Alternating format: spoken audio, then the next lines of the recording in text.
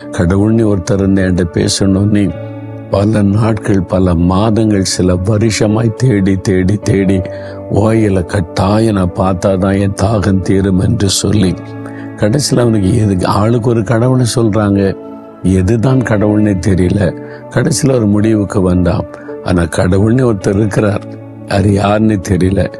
யார் உண்மையான கடவுளோ அவர் என்னை சந்திக்கணும், நான் அவரை பார்க்கணும் அப்படின்ற தாகத்தோட தேட ஆரம்பித்தான். இயேசு கிறிஸ்து அவனுக்கு தரிசனமாகி தான் ஜீவனுள்ள தெய்வன் என்பதை வெளிப்படுத்தினார். சீக்கிய மதத்தை சார்ந்த இந்த சுந்தர் இயேசுவை ஏற்றுக்கொண்டு சாது சுந்தர் சிங்காக மாறி நிறைய மக்களுக்கு இந்த இயேசுவை அறிவித்தார். பாருங்க, தாகத்தோடு தேடினதுனால கண்டடைய முடிந்தது. அப்ப நீங்களும் ஆண்டவரை தாகத்தோட தேடணும். சும்மா பேருக்கு தேடுவதல்ல, ஒரு தாகம், தண்ணீர் தாகத்துல தண்ணீரை தேடணும்ல, அதே மாதிரி ஆண்டவரை குறித்த ஒரு தாகம் நம்முடைய உள்ளத்துல யோசித்து பாருங்க.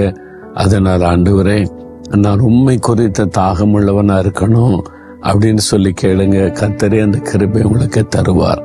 தேவனே, என்னுடைய ஆத்மா உண்மையிலே தாகமாய் இருக்கிறது, உம்மை பார்க்கணும், உம்முடைய குரலை கேட்கணும், உண்மை எங்களுக்கு வெளிப்படுத்தணும். யார் யார் அப்படி ஜெபிக்கிறாங்களோ அவங்களுக்கு எல்லாம் உங்களை வெளிப்படுத்தி, உங்களை காண்பித்து ஆறுதல் படுத்தி தாங்கி நடத்துங்க.